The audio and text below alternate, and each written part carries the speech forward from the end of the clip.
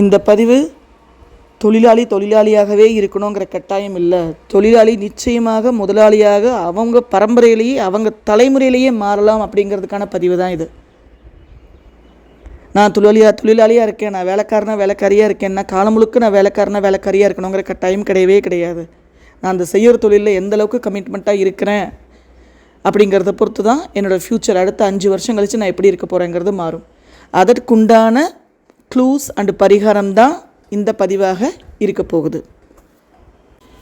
இந்த பதிவை நான் தொடர்ந்து பேசுகிறதுக்கு முன்னால் ஒவ்வொரு தொழிலாளிக்கும் நம்ம சொகுசாக குடியிருக்கிறதுக்கு கடும் வெயிலில் அவ்வளோ மண்ணும் கல்லும் தூக்கி உழைப்ப போடுற அந்த தொழிலாளிக்கும் அந்த கட்டட தொழிலாளிகளுக்கும் மனிதன் உடம்பு சரியில்லாமல் போனாங்க, கிடையில விழுந்தாங்கன்னா இல்லை அடிபட்டு கிடந்தாங்கன்னா ரத்தம் பார்க்காம வலி வேதனை அருவருப்பு எதையுமே அவங்க பொருட்படுத்தாமல் அந்த உயிரை கவனிக்கணுங்கிறத மட்டும் கருத்தில் கொண்டிருக்கிற செவிலியர்கள், மனிதனுடைய யூரின் மோஷன் எதை பற்றியும் கவலைப்படாமல் அவங்கள அட்டன் பண்ணிட்டு இருக்கிற ஒவ்வொரு குடும்ப உறுப்பினர்களுக்கும், நாய் பூனை பறவைன்னு எந்த ஒரு விலங்குக்கும் பாரபட்சம் பார்க்காம அவங்கள ட்ரீட் பண்ணிகிட்டு இருக்கிற அந்த கடைநிலை ஊழியர்கள், மிருகங்களுடைய யூரினையும் மோஷனையும் சுத்தம் பண்ணிட்டு உடம்பு சரியில்லாத நிலையில் இருக்கிற அவங்கள பராமரிச்சிட்ருக்கிற அந்த ஊழியர்களுக்கும், இவங்க எல்லாருமே the great and greatest service people. நம்ம போடுற ஒவ்வொரு குப்பையும், நம்ம கொட்டுற சாக்கடையில் போடுற ஒவ்வொரு வேண்டாம் தூக்கி போடுற ஒவ்வொரு குப்பையும் நம்ம வீட்டிலேருந்து தானே தேடி வந்து அதை கலெக்ட் பண்ணிட்டு போய் அதை கையை உள்ளே விட்டு ரகம் வாரியாக தரம் வாரியாக பிரித்து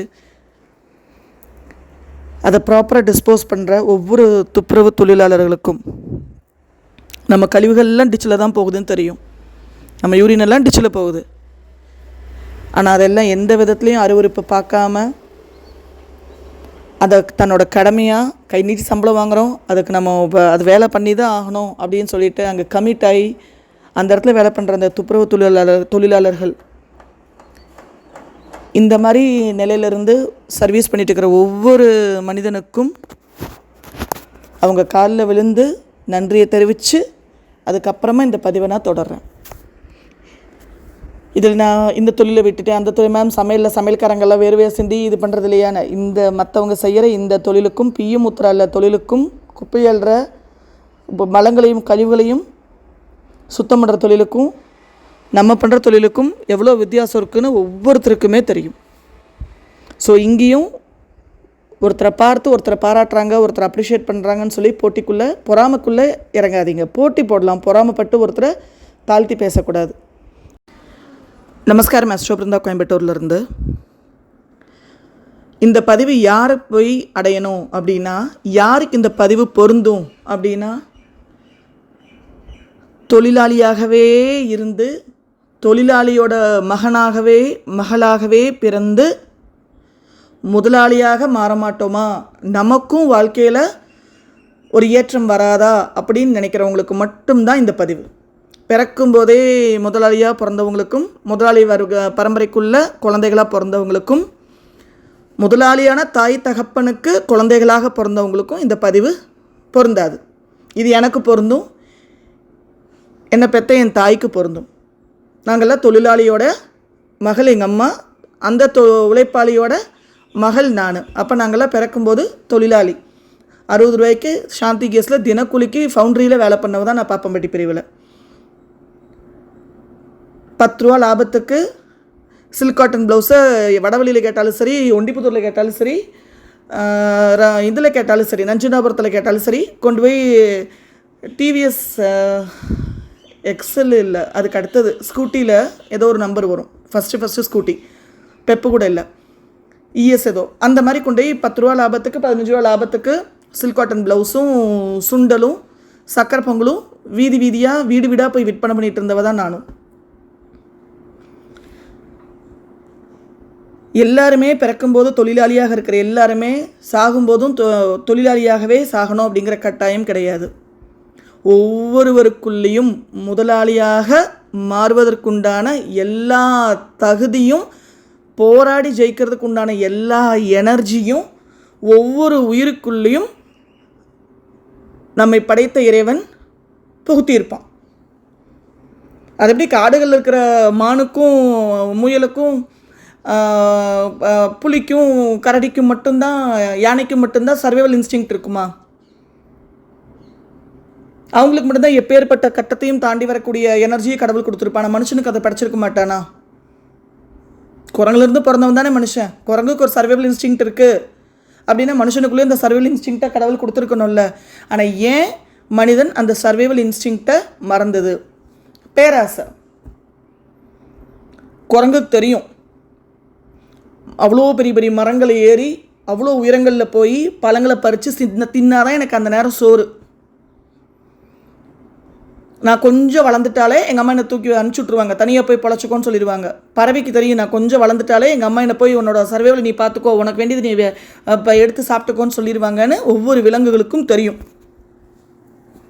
அந்த பெத்த விலங்குகளுமே அப்படி தான். தாய் தகப்பனாக இருக்கிற ஆடோ மாடோ கோலோ, மாடை விட்டுருங்க, அது மக்களுக்கு பயன்படக்கூடியது, மக்களாக அடிமைப்படுத்தி வச்சுருக்கிறது. ஆடும் அப்படி தான். மக்களுக்கு பிடிச்ச எல்லா விலங்குகளும் காட்டுக்குள்ளதாக இருந்திருக்கணும். எந்த விலங்கும் இன்க்ளூடிங் டாக் அண்ட் கேட், எந்த விலங்கும் நாட்டுக்குள்ளே கிடையவே கிடையாது. மனுஷன் கொஞ்சம் விவரமானதுக்கப்புறமா, காடுகளோட அருகில் நெருங்க ஆரம்பித்ததுக்கப்புறமா, இன்க்ளூடிங் மனிதன் கொஞ்சம் எலிவேட் ஆனதுக்கப்புறமா காட்டுக்குள்ளே போய் எதெல்லாம் தன்னோட வீக்காக இருக்கிற மாதிரி, தன்னை பார்த்து பயப்படுற மாதிரி, தன்னை பார்த்து ஓடுற மாதிரி தோணுதோ அதையெல்லாம் கேப்சர் பண்ணிடுறது. எதெல்லாம் தன்னையே தாக்க வருதோ அதெல்லாம் பார்த்து பயந்து ஓடி வருது. அப்படி தான் என் ஃப்ரெண்ட் ஒருத்தவங்க சொல்லுவாங்க, எல்லா விலங்குகளையும் மனிதன் போய் அடக்கி தன் கண்ட்ரோலுக்குள்ளே கொண்டு வர முடிஞ்சதெல்லாம் கொண்டு வந்து நாட்டுக்குள்ளே எடுத்துகிட்டு வந்துட்டான். பறவைகள் எல்லாம், ஆடு மாடு கோழி கழுதை, இது எல்லாத்தையுமே தன்னோட கண்ட்ரோலுக்குள்ளே கொண்டு வந்துட்டேன். ஏன்னா அதெல்லாம் நமக்கு ஆதாயம், நமக்கு அடிமை, நம்ம சொன்னதெல்லாம் செய்யும். எருமையாக இருந்தாலும் சரி. நாய் மட்டும்தான் வாலாட்டிட்டு மனுஷனை தேடி வந்துச்சு அப்படின்னு சொல்லுவாங்க. நீங்கள் அந்த மாதிரி ஒரு ஃபீல்டில் நீங்கள் இருக்கீங்க அப்படின்னு. நாய்க்கு மட்டும் பாதுகாப்பு கொடுக்கணும்னு இல்லை, எல்லா உயிர்களுக்கும் என்னால் இயன்ற ஊழியத்தை செய்யணும், சர்வீஸை செய்யணும் அப்படிங்கிறத என்னோட ஒரே பேராசை. கடவுள்கிட்ட வேண்டிக்கிறதுமே எல்லா உயிர்களும் இன்புற்று இருக்கணுங்கிறது மட்டும்தான். நான் மட்டும் நல்லா இருக்கணும், நான் மட்டும் ஏக்கற கணக்கில் சொத்து சேர்த்தணும், என் குழந்தைங்க மட்டும் சொந்த வீடோட சொந்த பெரிய வாகனத்தோட.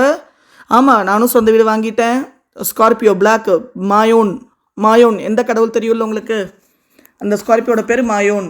சாதாரண தொழிலாளியுடைய மகள், டிவோர்ஸியோடைய மகள். நான் எந்த வித ஆணுகளுடைய சப்போர்ட்டும் இல்லாமல் ஆதரவும் இல்லாமல் தனித்து ஜெயிச்சு வந்தவங்க எங்கள் அம்மா. வெறும் டியூஷன் மட்டும் எடுத்துகிட்டு, வெறும் ஸ்கூலில் மட்டும் ஒர்க் பண்ணிவிட்டு அப்படி தான் வந்தாங்க அவங்க. அவங்களுக்கு பிறந்த அரைகுறை மக்கு தான் நான், விவரம் தெரியாத ஒரு அம்மாஜி தான் நான். ஆனால் எனக்கு சொந்த வீடு எப்படி வாங்க முடிஞ்சுது, எனக்கு எப்படி ஸ்கார்பியோ வாங்க முடிஞ்சுது? நான் ஜோசியங்கிற பேரில் எங்கேயாவது பரிகாரம் சொல்லி ஒவ்வொரு கோயில்லையும் ஒவ்வொரு இதுலேயும் கல் விற்கிறவங்களையும் கட்டை விற்கிறவங்ககிட்டையும் டையப் போட்டுட்டு லட்சக்கணக்கில் ஆயிரக்கணக்கில் ஒவ்வொரு கிளைண்ட்டுக்கிட்டையும் அபகரிச்சுட்டு இருக்கிறேன். என்கிட்ட ஜாதகம் பார்த்த அத்தனாயிரம் பேர் சொல்லுங்கள், ஒரு ஆள் சொல்லுங்கள். அதிகபட்சம் நான் ரெஃபர் பண்ணுறது ஹோமியோபதி ட்ராப்ஸு, ஃப்ளவர் ட்ராப்ஸு. ஆனால் என்னால் எப்படி சில விஷயங்களில் மேலே வர முடிஞ்சுது வாழ்க்கையில்.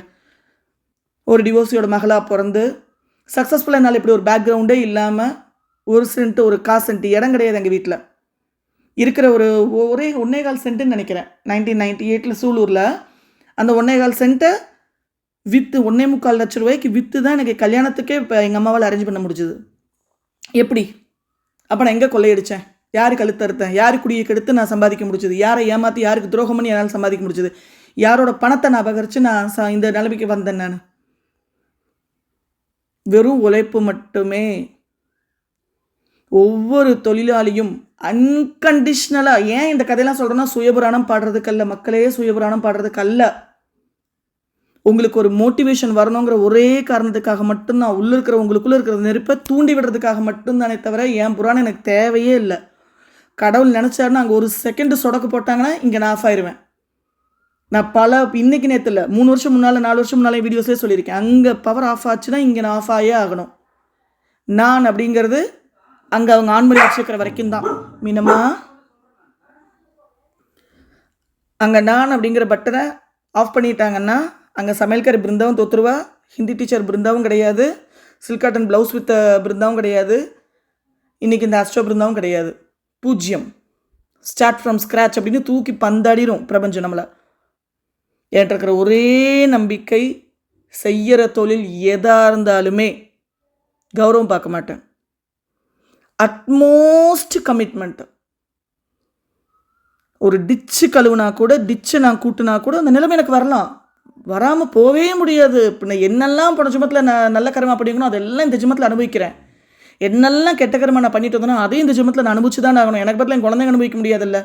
ஆனால் நான் என்னோட எனர்ஜி எந்த அளவுக்கு குட்டாக இருக்கோ, என்னோட எனர்ஜி எந்த அளவுக்கு பேடாக இருக்கோ, பிறக்கும் போதுலேருந்து பிறக்கிறதுக்கு முன்னால் இருந்தே அதை தான் என் குழந்தைகளுக்கு நான் ஆல்ரெடி ஷேர் பண்ணிட்டேன். இனி நான் செய்கிற புண்ணிய பாவபலன்களை என் குழந்தை கொடுக்கணும்னு அவசியம் கிடையாது. நான் ஃபஸ்ட்டு செக்ஸ் வச்சு என் குழந்தைகளை நான் கொடுக்கும்போதே என் பரம்பரையிலேருந்து எல்லா நல்ல எனர்ஜி கெட்ட எனர்ஜி, எங்கள் அம்மாவோட பரம்பரையில் எங்கள் அப்பாவோட பரம்பரையிலேருந்து எல்லா good and bad characters and energies and blessings and curses எல்லாம் எனக்கு ரிசீவ் ஆகிடுச்சு. எனக்கு என்னெல்லாம் பிளெஸிங்ஸ் அண்ட் கர்சஸ் எங்கள் பரம்பரையிலேருந்து கிடச்சதோ, என் தாய் தகப்பன் பரம்பரையிலேருந்து நான் என்னெல்லாம் போன ஜென்மத்தில் நல்லதும் கெட்டதும் செஞ்சுட்டு வந்திருக்கோம் அதெல்லாம் செக்ஸ் மூலமாக என் குழந்தைக்கு அனுப்பிச்சிட்டேன். அப்படியே தான் எங்கள் வீட்டுக்காரர் ஷேர் பண்ணியிருக்காரு. அவர் என்னெல்லாம் போன ஜென்மத்தில் பிளெஸிங்ஸ் அண்ட் கர்சஸ் வாங்கிட்டு வந்தாரோ, அவர் பரம்பரையில் அம்மா அப்பா சைடில் என்னெல்லாம் நல்ல கேரக்டர் கெட்ட கேரக்டர், நல்ல பிளெஸிங் கெட்ட பிளெஸிங் இருந்ததோ அதெல்லாம் செக்ஸ் மூலமாக நாங்கள் 2 பேரும் சேர்ந்து தான் இந்த குழந்தைகளை ரீப்ரொடியூஸ் பண்ணியிருக்கோம். இந்த எல்லா குவாலிட்டிஸும் அந்த குழந்தைகிட்ட இருக்கும். அதை அந்த குழந்தைங்க எப்படி ஆக்டிவேட் பண்ணுறாங்கிறது அவங்களோட சொந்த விதி.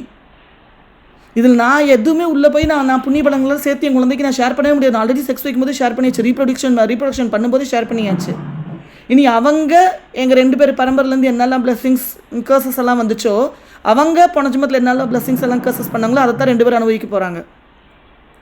அதெல்லாம் சேர்ந்து இந்த ஜென்மத்தில் அவங்க என்னெல்லாம் கர்மா பண்ணியிருக்காங்களோ, போன ஜென்மத்தில் என்னெல்லாம் கர்மா பண்ணாங்களோ அதெல்லாம் சேர்ந்து செக்ஸ் வைக்கும்போது ரீப்ரொடக்ஷன் அவங்க பண்ணுவாங்க. இதுதான் கர்மா சைக்கிள், சிம்பிள் கர்மா சைக்கிள். நீங்கள் ஒரு ஒரு என்ன சொல்கிறோம், குண்டுமணி தங்கங்கிறதால ரொம்ப அசாதாரணமானது. ஒரு இன்னுக்களவுக்கு ஒரு மண்ணை கூட நீங்கள் யாருக்கும் கொடுக்க முடியாது, உங்கள் குடும்பத்துக்கு கொடுக்க முடியாது, உங்கள் பிள்ளை குட்டிகளுக்கு கொடுக்க முடியாது. அவங்களுக்கு அந்த பிராப்தம் இல்லைன்னா நீங்களோ நானோ செத்து போனால் உலகத்தில் எதுவுமே நிற்க போகிறதில்ல. மக்களே, உங்கள் உழைப்பை மட்டும் நமக்கு, அந்த ப்ரெசண்ட்டை மட்டும் நமக்கு இடியே விழுந்தாலும் சரி, எதை தொலைச்சாலும் சரி, இன்றைக்கி ஆஸ்ட்ரோப் இருந்தால் இல்லை அழிஞ்சிட்டா விட்டுருங்க.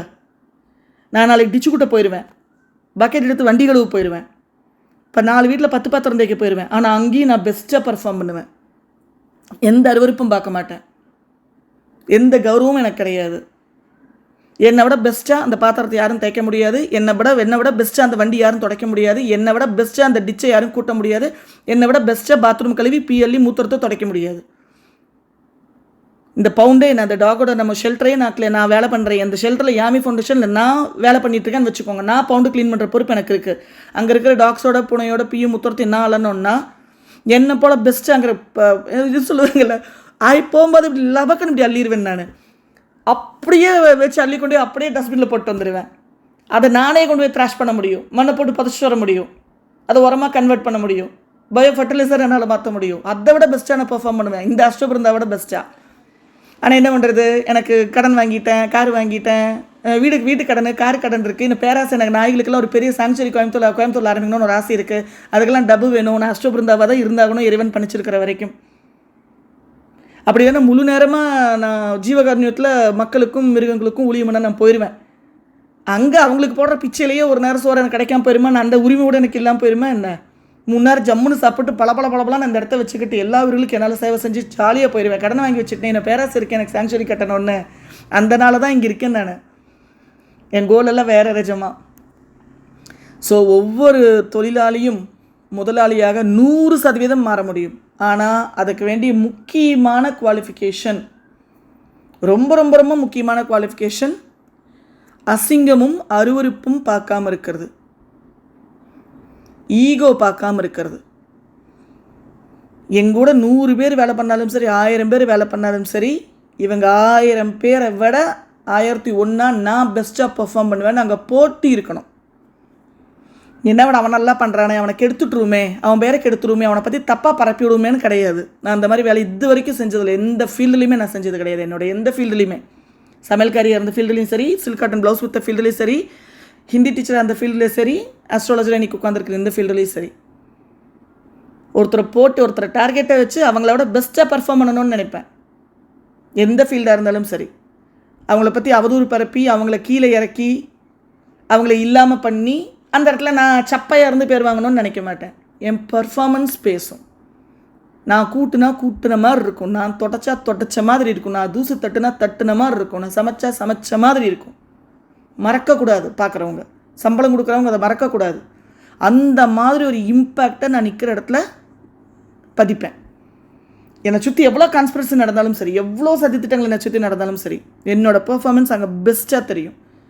அந்த பர்ஃபார்மன்ஸ் நீங்கள் கொடுத்தீங்கன்னா 1000 சதி உங்களை சுற்றி நடக்கட்டும், 1000 பேர் உங்களை காலி பண்ணுறதுக்கு பிளான் பண்ணட்டும், இவனை இந்த வேலையை விட்டு தூக்கிடுவான், இவ்வளோ வேலையை விட்டு தூக்கிடலான்னு, சனி அங்கே இறங்கி நிற்கும் உங்களுக்குள்ள. சனி அங்கே உங்கள் முன்னால் நிற்கும். சூரியனை கூட உங்கள் முன்னால் நிறுத்துவாப்பில். அதிகாரம் பண்ணுறவங்களையும் உங்களுக்கு சம்பளம் கொடுக்குறவங்க, உங்களுக்கு பாஸாக உங்களை தொழிலாளியாக ட்ரீட் பண்ணுற அந்த பாஸாக நிற்கிற அந்த சூரியன் உங்கள் முன்னால் அந்த சனி முன்னால் வந்து நிற்கும். டேங்கப்பாடே என்ன வேலை பண்ணுறான், வா தம்பி உனக்கு நான் இன்க்ரிமெண்ட் போடுறேன், வாமா உனக்கு நான் ப்ரமோஷன் கொடுக்குறேன், நீ இருக்க வேண்டிய இடம் இல்லை, நீ அடுத்த லெவலுக்கு வா. ஸோ மக்களே, ஒரே ஒரு தம்பு ரூல், நீங்கள் தொழிலாளியாக இருக்கீங்க, ஒருத்தர் கீழே வேலை பண்ணிக்கிட்டே இருக்கேன், நான் எப்போ முதலாளியாக போகிறேன் அப்படின்னா நான் சொன்ன அந்த தம்பு ரூலை மறக்காதீங்க. உங்களை விட பெஸ்ட்டாக அந்த வேலையை அந்த இடத்துல யாருமே செய்ய முடியாது. பாயிண்ட் 1, யாரை பற்றியும் அவதூறு பேசக்கூடாது, யாரை பற்றியும் தவறாக பரப்பக்கூடாது. நம்மளை விட அவங்க பெஸ்ட்டாக பர்ஃபார்ம் பண்ணுறாங்களா, அவங்கள விட பெஸ்ட்டாக பர்ஃபார்ம் பண்ணது தான் பார்க்குறமே தவிர அவங்கள பெஸ்ட்டாக நீங்கள் காட்டுறதுக்கு முயற்சி எடுத்திங்கன்னா அங்கேயும் உங்கள் சனி உங்களுக்கு கைவிட்டுரும். Point number 2. Point number 3, commitment, ஈடுபாடு. வைத்தறிச்சலோட, அங்கலாப்போட, வெறுப்போட ஒரு வேலையை செஞ்சிங்கன்னா சனி பல லட்சம் மைல் தூரம் தள்ளி போயிடும், கேடா அப்படியே கேடான்ட்டு போயிடும். வேலை பிடிக்கலையா, உங்களுக்கு அந்த வேலை அருவருப்பாக இருக்கா, எனக்கு சம்பளம் பத்தலை, எது பத்தலை, உங்களால் அனுசரிச்சு முடியல, நெகட்டிவ், அந்த மனசுக்கு ஒரு நெகட்டிவ் தாட் வந்துருச்சுன்னா வேலையை விட்டுருங்க. அந்த இடத்துல உங்களுக்கு அந்த வேலை பிடிக்கல, அந்த வேலை உங்களுக்கு அருவருப்பாக இருக்குது, நீங்கள் அதுக்கு டிசர்விங் இல்லை, நான் இருக்க வேண்டிய இடமே வேறேன்னா தயவுசெய்து உங்களுக்கு நீங்களே ஏமாற்றிட்டு உங்களுக்கு சம்பளம் கொடுக்குற முதலாளியும் ஏமாற்றாதீங்க. இது சனி பலகை லட்சம் மைல் காது தூரம் ஓடிடும். வாழ்க்கையில் 50 வயசில் 60 வயசில் 100 வயசு வரைக்கும் உங்கள் உயிர் போகிற வரைக்கும் தொழிலாளியாக மட்டும்தான் இருப்பீங்க. உண்மையாக இருக்கணும், செய்கிற தொழிலில் கமிட்டாக இருக்கணும், விருப்பத்தோடு செய்யணும், வெறுப்போடு செய்யக்கூடாது. இதை 1 வருஷம் கடைப்பிடிச்சிட்டு வாங்க, நீங்கள் அடுத்த படிநிலை உயர்வீங்க. உயரலை அப்படின்னா அந்த பிளானட்டோட எனர்ஜி அங்கே அப்படி பொய்யாகுமா? இந்த தம்புருளை ஃபாலோ பண்ணி பாருங்க, நீங்கள் அடுத்த கட்ட நிலைக்கு போயிடுவீங்க. நீங்கள் அடுத்த கட்ட நிலைக்கு நீங்கள் போயிட்டீங்கனாலே உங்களுக்கு பிறக்கிற குழந்தைங்க தொழிலாளியோட குழந்தையா இல்லாமல் முதலாளியோட குழந்தைகளாக ஃபஸ்ட்டு அவங்க கர்மா மாற ஆரம்பிச்சிடும். அதுக்கப்புறம் அவன் முதலாளியாக இருப்பானா, அவள் முதலாளியாக இருப்பாளா, இல்லை அவங்க தப்பாக கையாண்டு அந்த தொழிலை சரியாக செய்யாமல் அவங்க திருப்பி தொழிலாளியாக மாறுவாங்களாங்கிறது அவங்களோட சுய புத்தி, ஃப்ரீவில். ஆனால் நீங்கள் முதலாளியாகி முதலாளியோட குழந்தைகளை குழந்தைகளாக அந்த குழந்தைகளை நீங்கள் வளர்த்துவீங்க. இவ்வளோ தான் தம்புரூல். இப்போ கோடீஸ்வரனுக்கு நம்ம பிறக்கணும்னு அவசியமே கிடையாது, லட்சாதிபதிக்கு தான் நம்ம பிறக்கணும்னு அவசியமே கிடையாது. ஒன்றும் இல்லை, இன்றைக்கி நான் 3 பேருக்கு சமைச்சு கொடுத்துட்ருக்கேன். பிரேக்ஃபாஸ்ட் 50 ரூபா, லஞ்ச் 100 ரூபா, 10,000 ரூபா ஆகிட்டு போகுது. மளிகை சாமானத்துக்கு ஆச்சு இல்லை, நம்ம ஸ்டாஃபோட மளிகை காய்ச்சி, இல்லை என் வீட்டு மளிகை காய்ச்சி 7-8 ஸ்டாஃப் வேலை பண்ணுறாங்க, அவங்களுக்கு மளிகை சாமான் ஆகுது 8,000 ரூபா 10,000 ரூபா, என் வீட்டுக்கு ஆகுது 6,000 ரூபா 5,000 ரூபா ஆகிட்டு போகுது. மளிகை சாமானத்துக்கு ஆகிட்டு போகுது. இன்னும் ஏன் நான் செஞ்சிட்ருக்கணும்? ஒரே காரணம், என்றைக்குமே தெரிஞ்ச தொழிலை பிடிச்ச தொழிலை கைவிட்டக்கூடாது. நான் எங்கே தோற்றுருக்கேன் தெரியுங்களா? நான் செய்யாமல் ஒருத்தர் நம்பி விட்டுருப்போம் பார்த்தீங்களா, அங்கே தோற்றுருக்கேன். நான் இல்லை, எனக்கு மூத்திரம் அள்ள முடியல, எனக்கு கிளையண்ட் இருக்குது, எனக்கு இன்றைக்கி இந்த வெண்பொங்கல் செய்ய முடியல, சக்கரை பொங்கல் செய்ய முடியல, சுண்டல் செய்ய முடியல, ஆர்டர் வந்திருக்கு, எனக்கு கிளையண்ட் இருக்குன்னு சொல்லி நான் இந்த பக்கம் திரும்பி இருக்கேன் பார்த்தீங்களா? எனக்கு ப்ளவுஸ் சில்க் காட்டன் ப்ளவுஸ் எனக்கு கொண்டு போய் டெலிவரி கொடுக்க முடியல, எனக்கு டியூஷன் இருக்குன்னு சொல்லி நான் அந்த பக்கம் திரும்பினேன் பார்த்தீங்களா? அப்போ இன்னொரு நபரை நம்பணும் பார்த்தீங்களா? நான் என்றைக்கு செகண்ட் பர்சனாக ஒரு நபரை நம்பினனோ அந்த இடமெல்லாம் நான் தோற்றுருக்கேன். அதனால தான் என் கர்மாவை நான் எப்போவுமே எப்படி நினச்சிக்குவேன் அப்படின்னா, ஒரு திருமணம் நடக்குது அப்படின்னா அங்கே பந்தலும் நானே, அலங்காரமும் நானே, மாலையும் நானே, மாப்பிள்ளையும் நானே, மணமகளும் நானே, அக்னி குண்டமும் நானே, உள்ளே இருக்கிற சமித்தும் நானே, எரியிற அக்னியும் நானே, ஓவரால் பர்ஃபார்மன்ஸ் ஆளினால் அழகுராணி மாதிரி என்ற கிரகம். இப்படி தான் சொல்லுவேன், இது என்ற கிரகனால, இது என்ற கிரகம் இப்படி தான் இருக்கணும். என்றைக்கு நான் செகண்ட் பர்சனை நம்பணும் அன்றைக்கி எல்லாம் நான் தோற்றுருக்கேன். நிறைய நாளாக நினச்சிருக்கேன் நான், நம்மளை யாராவது நம்பினாங்கன்னா அவங்கள நம்ம தோக்கடிச்சதே இல்லை. ஆனால் நம்ம யாரை நம்பினாலுமே எதுக்கு நம்மளை தோக்கடிக்கிறாங்க? இது ஒரு பக்கம் எனக்கு என்கிட்ட வேலை பண்ணுறவங்களும் என்னை சுற்றி வேலை பண்ணுறவங்களுக்கும் நான் கொடுக்குற ஒரு மெசேஜ். இன்னொரு பக்கம் உங்களுக்கு சம்பளம் கொடுக்குறாங்க இல்லையா ஒருத்தர், அவங்களுக்கு நீங்கள் எந்தளவுக்கு விசுவாசமாக இருக்கீங்க, எவ்வளோ நன்றி உணர்வோடு இருக்கீங்க. இந்த நன்றி உணர்வை பற்றி ஒரு டாபிக் தனியாக நான் பேசியே ஆகணும். Being grateful for what ever you have in your hand. இப்போ ₹1 இருந்தாலும் பரவாயில்ல, பி கிரேட்ஃபுல் ஃபார் தட் ₹1 அந்த ₹1 கூட இல்லாமல் இருக்கிற ஒருத்தர் நபர் இருப்பாங்கல்ல. என்கிட்ட ஒரே 4 பவுன் செயின் மட்டும்தான் இருக்குது, என்கிட்ட ஒரே ஒரு 1.5 சென்ட்டில் ஒரு வீடு மட்டும்தான் இருக்கு, அந்த 1.5 சென்ட் வீடு இல்லாமல் மேற்கூரை கூட இல்லாமல் இருக்க ஒருத்தங்க இருக்காங்கல்ல. அப்படி இங்கே எவ்வளோ கிரேட்ஃபுல்லாக ஃபீல் பண்ணணும். கல்யாணமே ஆகாமல், குழந்தையே இல்லாமல், பெற்றவங்களும் இல்லாமல் அனாதே எத்தனை பேர் இருக்காங்க. ஆனால் உங்களுக்கு டார்ச்சர் தர ஹஸ்பண்டு, டார்ச்சர் தர ஒய்ஃபு, டார்ச்சர் தர அம்மா, டார்ச்சர் தர அப்பா, உங்களை டார்ச்சர் பண்ணுற குழந்தைங்க. ஆனால் இந்த உறவு உங்களுக்கு இருக்குல்ல, நீங்கள் அனாதையில் இல்லை. ஸோ எவ்வளோ நம்ம கிரேட்ஃபுல்லாக ஃபீல் பண்ணணும், எவ்வளோ நம்ம பேரானந்தம் அடையணும், கடவுளுக்கு எவ்வளோ நன்றி சொல்லணும். ஸோ இந்த கிரேட்ஃபுல்லை பற்றி நம்ம திருப்பி ஒரு டாப்பிக்கே நான் பேசணும். அதை பற்றி பேசியாச்சுன்னா கண்ணில் தண்ணி வந்துடும். ஸோ முதலாளி நிலையை அடையணும்னு நினைக்கிற ஒவ்வொரு தொழிலாளியும் செய்கிற தொழிலில் கமிட் ஆகுங்க. அந்த வேலை அருவருப்பாக இருக்குது, பிடிக்கலையா, முதலாளியோ உங்களை ஏமாத்துறாங்களா, வேலையை விட்டு போயிருங்க. உங்களுக்கு வேணுங்கிறனால தானே இருக்கீங்க. பிடிக்காத இடத்துல இருக்காதீங்க. உங்கள் வளர்ச்சியும் பாதிக்கும், உங்களை நம்பி இருக்க சம்பளம் கொடுக்குற முதலாளியோட வளர்ச்சியும் பாதிக்கும், அந்த தொழிலும் பாதிக்கும். தொழிலை படுக்க வச்சிடாதீங்க. அந்த சாம்ராஜ்யத்தை ஒரு முதலாளி உருவாக்கியிருக்கான்னு எவ்வளோ கஷ்டப்பட்டுருக்கணும், அந்த சாம்ராஜ்யத்தை படுக்க வச்சிடாதீங்க. அது அதை விட பெரிய துரோகமாக இருக்கும். நீங்கள் உங்களுக்கு மட்டும் துரோகம் செய்யலை, அந்த சாம்ராஜ்யத்தை படுக்க வச்சிங்கன்னா அவங்கள நம்பியிருக்கிற இன்னும் பல லட்சம் குடும்பங்கள், பல 100 குடும்பங்கள், பல 10-20 குடும்பங்கள் படுக்க வச்சிட்டிங்க. அத்தனை சாபத்தையும் நீங்கள் வாங்கிடுவீங்க. ஸோ இந்த பதிவை எப்போ சொல்கிற மாதிரி எல்லாராலையும் இந்த பதிவை பார்க்க முடியாது, எல்லாராலையும் இந்த பதிவை கேட்க முடியாது. அதுக்கே ஃபஸ்ட் ஒரு பிராப்தம் வேணும். உண்மையாக இருங்க, நேர்மையாக இருங்க, செய்கிற தொழிலுக்கு கமிட்டாக இருங்க, அசிங்கம் அருவருப்பு பார்க்காதீங்க.